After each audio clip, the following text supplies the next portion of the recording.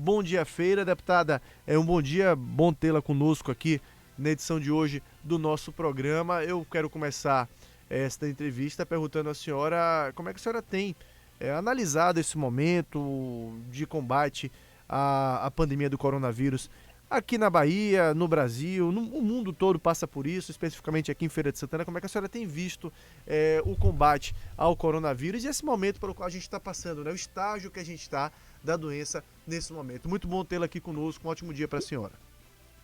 Obrigada, Fernando. Bom dia a todos do programa, bom dia, Feira, a todos da Rádio Princesa. Eu vou deixar meu abraço aqui para o Dilson, que deve estar trabalhando no home office, não é isso? Então, Fernando, eu vejo com preocupação, mas concentrada em medidas que possam amenizar essa dor que toda a sociedade está sofrendo neste momento. Como você bem salientou, toda a sociedade mundial.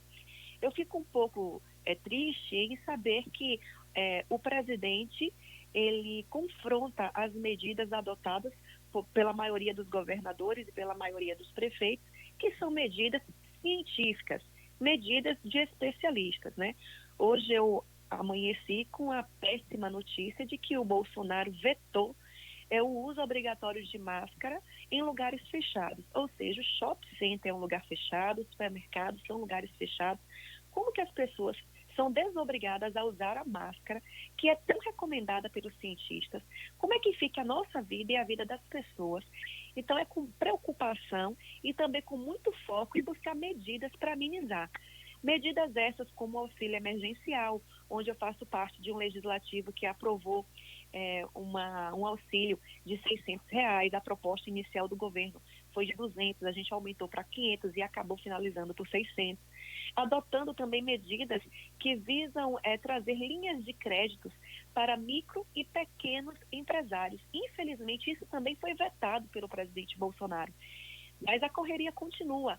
Além dessas medidas, outras medidas na educação, na própria saúde e a deliberação de recursos, Fernando, para que a gente possa auxiliar na compra de equipamentos, na montagem de hospitais de campanha, melhorar os atendimentos nas UPAs, nos postos de saúde, nos hospitais municipais, para que a gente possa amenizar um pouco esse sofrimento todo.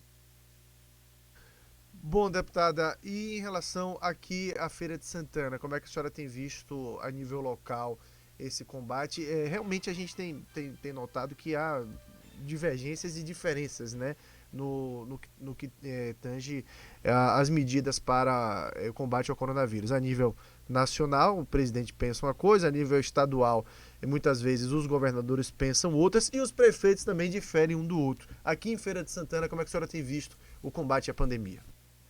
Importante salientar que, mesmo entendendo que a maioria dos governadores e dos prefeitos tem uma linha, né, de dedicação maior, uma linha mais certeira, isso não os isenta, Fernando, né, de quando a gente conhece que existe superfaturamento nas compras de materiais, sobretudo dos respiradores, que são os ventiladores pulmonares.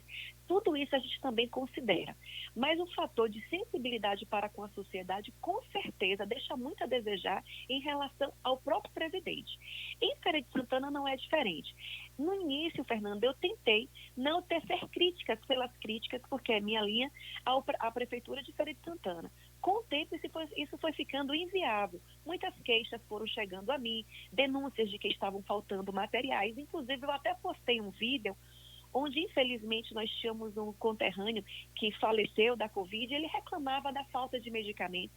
No mesmo vídeo, eu coloquei a versão da prefeitura, passei um ofício pedindo explicações, querendo saber, afinal de contas, eu investi dinheiro nessa saúde de Feira de Santana, então eu quero, junto com a sociedade, entender se nós estamos tendo esse retorno. Então, esse é o meu papel, de estar fiscalizando. Eu entendo que a prefeitura tem um paradoxo muito grande para resolver. De um lado, a pressão dos comerciantes, que é justa, né? As pessoas estão com suas portas fechadas, muitas delas estão até tendo que fechar definitivamente porque estão falindo, outras passando necessidades muito grandes, a gente tentando aprovar essas linhas de créditos, o presidente vetando. Então, assim, é um misto, né? Um misto entre poder federal, poder estatal, poder de estado, poder municipal, trabalhando muitas vezes para se atrapalhar entre si. Em Feira de Santana não é diferente. Eu sigo fiscalizando, sigo querendo ser cada vez mais receptiva, ajudar, passei mais de 5 milhões e 600 mil reais, um dinheiro muito expressivo, não fui a única a passar, soube que outros deputados também fizeram, né, a sua parte, o próprio governo federal enviou recursos para a Feira de Santana. Então, assim, como é que está acontecendo? E essa história aí de alugar um prédio caríssimo, então tudo isso a gente vem analisando, vem dialogando junto com a sociedade e passando no plenário e até nas minhas redes sociais o discurso de cobrança e fiscalização, que é o poder que nós temos nas mãos neste momento, Fernando. Deputada, a gente tem essa situação que a senhora colocou e, de fato, é uma grande preocupação no momento esse equilíbrio, né, entre o problema de saúde pública e o problema econômico causado pelo próprio problema de saúde pública, pela necessidade de isolamento social e tudo mais, para evitar a infecção em massa do coronavírus, ainda mais. É possível achar realmente esta medida? O que a senhora pensa a respeito disso? De economia versus saúde pública de uma forma que um não prejudique tanto o outro? Na verdade, essa dicotomia entre saúde e economia e saúde, que foi imposta na nossa sociedade como se fosse uma disputa de futebol, Fernando, ela foi imposta pelo Palácio do Planalto. Quando o ex-ministro Mandetta, ele impulsionou a necessidade de isolamento para que a gente pudesse achatar a curva de contágio coletivo, a ideia não era atrapalhar a economia, pelo contrário. A ideia era participar de uma quarentena inicial, onde todos se esforçassem ao máximo. Isso não aconteceu porque, em contraponto ao próprio ministro da Saúde, tinha um presidente dizendo que era apenas uma gripezinha, que ninguém precisava se preocupar, e aí explodiu o número de óbitos, né, uma insensibilidade terrível do presidente. Foram se substituindo ministros, os ministros que foram saindo foram alegando que o presidente queria interferir. Chegou ao cúmulo, Fernando, do presidente solicitar aos ex-ministros que eles modificassem, assinassem a modificação da bula de um dos remédios que possivelmente poderia ser usado no tratamento do coronavírus. Então, é um absurdo total, uma falta de gerência, uma responsabilidade absurda. E a gente entende que a economia precisa, sim, agora de reforço, porque tomou uma proporção nesse isolamento mal feito que o tempo vai passando, as portas estão fechadas, as pessoas precisam sobreviver economicamente, mas precisam sobreviver biologicamente também. Então, por conta de uma quarentena que não foi feita da forma devida, justamente pela incitação do presidente, a gente está sempre adiando essa quarentena, sempre alargando essa quarentena e parece que não vai ter fim.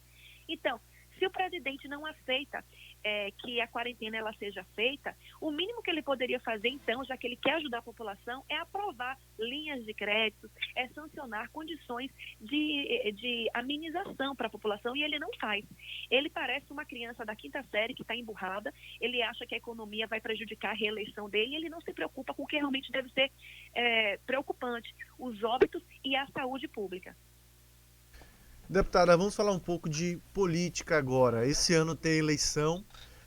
Falando de política, falando da pandemia ao mesmo tempo, porque vai ser uma eleição bem diferente, né? Eu comentava mais cedo aqui no programa que o corpo a corpo vai ficar muito mais difícil para os candidatos fazerem, dependendo da situação e que a gente viva no momento do ápice das campanhas. É possível até que seja proibido, né? Comício, qualquer coisa que possa gerar aglomerações. Qual o tamanho do desafio dessa campanha em um momento tão diferente que a gente vive e inédito no país?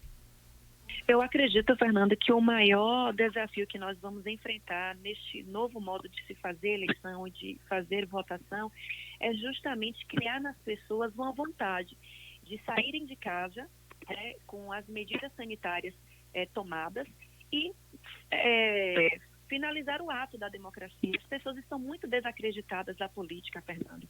E as pessoas muitas vezes votam pela obrigatoriedade do voto, mas devido às condições sanitárias, elas podem justificar essa falta de votação justamente pelo momento de pandemia. Então, o maior desafio é esse, fazer com que as pessoas se sintam representadas por alguém e que se desloquem de suas casas até os lugares para irem votar, sabendo que há um risco, mesmo com todas as medidas, há um risco de contágio, etc. e tal. Porque a gente acredita que está vivendo ainda, para viver ainda o pico desse contágio. Então, esse é um grande desafio. Em relação à situação remota de se fazer campanha, eu acredito que todas as medidas sanitárias devem vir em primeiro lugar.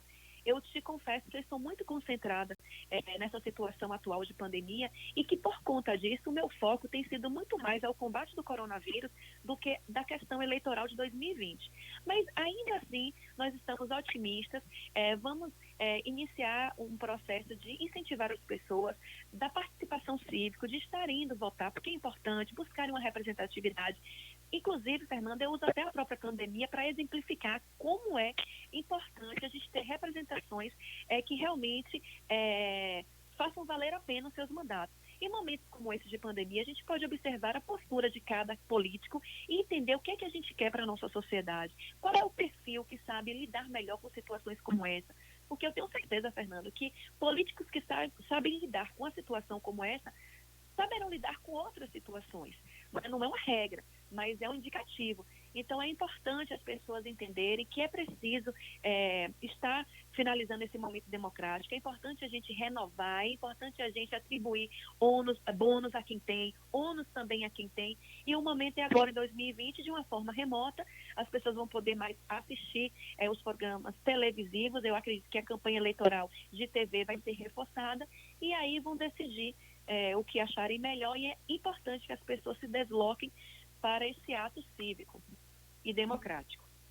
Bom, em relação ao cenário aqui em Feira de Santana, como é que a senhora enxerga no momento? A senhora é uma das pré-candidaturas que se tem, é a da senhora, e aos poucos a gente vai vendo a construção das chapas, né? A gente tem aqui já como virtuais candidatos, pré-candidatos, naturalmente o prefeito Colbert Filho tentando a reeleição, a senhora também como pré-candidata pelo PSL, o deputado Zé Neto pelo PT, e outras candidaturas que vão surgindo aos poucos, o Novo também tem uma candidatura, deve ter uma candidatura própria. Como é que está a construção da chapa do PSL para as eleições municipais em Feira de Santana, e como é que a senhora está enxergando o cenário aqui na cidade? O nosso modus operandi, Fernando, é um pouco diferente daquela política tradicional. O PSL sabe que existem bons quadros nos municípios, então a gente não se preocupa muito nessa corrida de fazer essas alianças, até porque, Fernando, o bem da verdade é que os partidos querem contrapartida, querem entender se vão participar do governo ou não, o que é justo, né, o que é normal, mas nós do PSL, por sermos neófitos, né, nesse mundo político, nós temos um cuidado maior. Nós não queremos nos comprometer com políticos e com partidos sem entender quais são as condições orçamentárias e técnicas do nosso município. A gente prefere seguir uma linha muito pessoal, muito tranquila, e entender primeiro as nuances que cercam Feira de Santana, para estar buscando quadros técnicos. E é um pouco mais complicado, Fernando, quando você crava essas alianças e depois tenta buscar quadros técnicos, né? Eu acredito que você primeiro deva buscar os quadros técnicos, independente de qual parte ideológica e política esses quadros fazem, desde que eles sigam um roteiro que é dado deliberado pelo candidato que vai sair vencedor disso. Então, assim, o PSL está muito tranquilo, nós temos nomes suficientes para encabeçar a nossa chapa. Se até o momento for do entendimento de algum político, de algum partido que é importante, que é bom para a Feira de Santana, porque o nosso objetivo é esse, ser bom para a cidade, não ser bom para os candidatos em si. Se alguém entender e quiser unir forças conosco, será muito bem-vindo. Agora, óbvio que as nossas deliberações serão tomadas pelas nossas bandeiras. Nós somos um partido que defendemos muito o conservadorismo dentro da nossa cultura, nós queremos um mercado aberto e entendemos que Feira de Santana é uma cidade que pode contribuir muito, responder muito bem com essas bandeiras. Nós somos um grande interior, Feira de Santana, o pessoal daqui tem a mentalidade de um grande interior, aquela mentalidade mais conservadora, tradicional, clássica, naquilo que se deve ser em relação à educação, em relação a princípios, isso é muito importante. Não é uma sociedade libertina, então é fácil você trabalhar com essas bandeiras. E do outro lado, é um dos maiores comércios que nós temos a nível nacional. E a gente prevê a abertura desse comércio cada vez maior, se desenvolvendo cada vez mais. Então é uma cidade muito fácil de se administrar quando você tem seriedade e compromisso com a gestão, e não compromissos políticos ou compromissos partidários. Deputada, falando um pouco agora da área da senhora antes da política e acredito que durante toda a vida, porque a gente não tem ex-professores, né? Muito pelo contrário, é uma forma de levar, enxergar a vida também, a profissão. Como é que a senhora tem enxergado as trocas no comando na presidência da República, no Ministério da Educação, toda essa confusão que se teve recentemente, e como é que está o cenário da educação nacional, a própria Comissão de Educação da Câmara Federal, qual o tipo de atuação que se tem nesse momento, qual a avaliação que a senhora faz. E eu tenho aqui, inclusive, uma notícia hoje aqui no site da CBN, que das 20 metas do Plano Nacional de Educação, até o momento apenas uma foi cumprida. Como a senhora enxerga o cenário do segmento educação no país hoje? Olha, Fernando, se em plena pandemia o presidente tem coragem de trocar o ministro da Saúde 3 vezes e finalizar com um ministro interino que não tem técnica médica, imagine o que é que a gente deve esperar, né, em outras áreas. Bem da verdade, Fernando, eu não fui eleita, certo, com o voto dos meus colegas docentes, porque a gente entende que a docência tem um pensamento muito voltado à esquerda e o meu discurso foi muito firme em defender bandeiras de direita.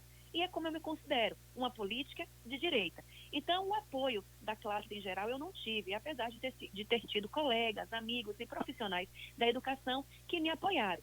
Então, as pessoas cobram isso de mim. Mesmo eu não tendo esse dever, né, essa obrigação com a classe, porque eu não fiz a minha campanha prometendo isso, eu busco sempre estar contribuindo com a área, porque é a minha área. Eu estou muito focada agora, por exemplo, é uma infelicidade, né, esse dado que você traz, de 30 metas, o governo está aí na busca por cumprir apenas um. Da mesma forma está acontecendo com o maior Fundo Nacional de Educação Básica e de Valorização dos Profissionais de Educação, está para caducar, finaliza agora dia 31 de dezembro, que é o Fundeb. Nós estamos correndo atrás para aprovar essa PEC, torná-la permanente, torná-la constitucional. O governo, através do MEC, em nenhum momento sentou para dialogar. Quem sentou para dialogar um pouco foi o Ministério da Economia, porque está preocupado, porque a gente visa aumentar esse repasse. Hoje é um repasse de 10%, que corresponde a 6,1% do nosso PIB brasileiro, corresponde a 60% do orçamento da educação, mas a gente vê que precisa aumentar isso, Fernando. Existe uma desigualdade muito grande nessa distribuição e a gente quer redistribuir de uma forma muito mais igualitária. Então, nós, parlamentares da Comissão de Educação, estamos correndo em busca disso. O texto é um texto muito bem escrito no seu mérito pela deputada Dorinha, do Tocantins. Obviamente, existem alguns pontos que podem ser melhor trabalhados, melhorados, e nós estaremos buscando de fazer isso, apesar de ser um texto em sua totalidade muito, muito contundente, muito composto, muito bem composto, mas estamos buscando, Fernando. É lamentável que num momento como esse a gente não tem nenhum ministro da Educação para poder discutir, embora não seja uma justificativa muito plausível do governo federal, porque quando tínhamos ministros, eles também não sentavam para dialogar em relação a isso. Como eu era uma deputada muito próxima do Palácio do Planalto, fui muito próxima dos ex-ministros de Educação, eu ainda consegui regimentar algumas coisas. Busquei ônibus escolares e consegui. São 3 milhões de ônibus escolares distribuídos pela Bahia através do meu diálogo com o ex-ministro Abraham Weintraub. Consegui também recurso para a reforma de 2 creches no nosso município de Feira de Santana, nos subúrbios do nosso município, Aviário e Asa Branca. Consegui implantar na Bahia a primeira escola cívico-militar, também a convite do próprio ministro, que me deu a prerrogativa de escolher o município. E Feira de Santana foi o município escolhido, primeiro por ser a minha terra natal, segundo por cumprir todos os requisitos que esse tipo de administração pedia. Então, assim, a gente vê com muita fragilidade, porém, a Câmara entende que tem um papel que tem que se desvirtuar do Palácio do Planalto, do governo, do MEC, e a gente faz o nosso papel e a gente vai buscar dialogar junto com outros parlamentares que não fazem parte da comissão para tentar aprovar e tornar constitucional e permanente o maior fundo da educação, que é o Fundeb, e tentar, a partir disso aí, Fernando, buscar alcançar as outras 29 metas que ainda faltam. Deputada, a gente agradece a disponibilidade da senhora de falar conosco, desejo um bom dia, que esse momento que a gente passa no país passe o quanto antes, é o que todo mundo deseja, que a gente volte a ter uma vida normal o quanto antes, e no mais desejar um ótimo dia para a senhora. Fernando, eu faço das tuas palavras as minhas. Quero passar aqui um abraço a todos os meus conterrâneos de Feira de Santana, os amigos de regiões próximas à nossa cidade, Princesa do Sertão. Passar um abraço para os nossos pré-candidatos que estarão disputando uma cadeira no Legislativo Municipal, pessoas que vêm aí com o intuito de renovação, pessoas que vão se eleger com fé em Deus, com menos de 1.500 votos. A gente está montando a chapa para isso. Não aceitamos vereadores de mandato por isso, para oportunizar pessoas novas na política e que a sociedade decida por aquilo que for melhor para ela. Aqui a gente só quer simplesmente, Fernando, tratar de mais uma opção. Nós não queremos impor a nossa verdade, nem o nosso método de fazer política. Nós queremos mostrar à Feira de Santana que, tendo condições de presidir um partido como eu presido, que é um dos partidos mais importantes no cenário hoje nacional, que protagoniza a política nacional, ter condições de levar renovação, de mudança, de acabar um pouco com essa velha forma de fazer política, que eu não chego a dizer que é uma forma ilícita, mas suspeita em muitos pontos. Então é isso que o PSL quer, é isso que a deputada federal, professora Daiane, quer. Dar uma oportunidade a mais aos nossos conterrâneos, porque eles merecem isso. Um abraço a toda a Feira de Santana, se cuidem, se precisar sair de casa, álcool em gel, lavar as mãos, máscara, que Deus abençoe a todos, e se Deus quiser, na próxima teremos melhores notícias em relação à pandemia para dar aos nossos munícipes. Amém. É o que todo mundo espera, né? Que isso passe logo quanto antes. Valeu, um abraço aí. Conversamos com a deputada federal Daiane Pimentel.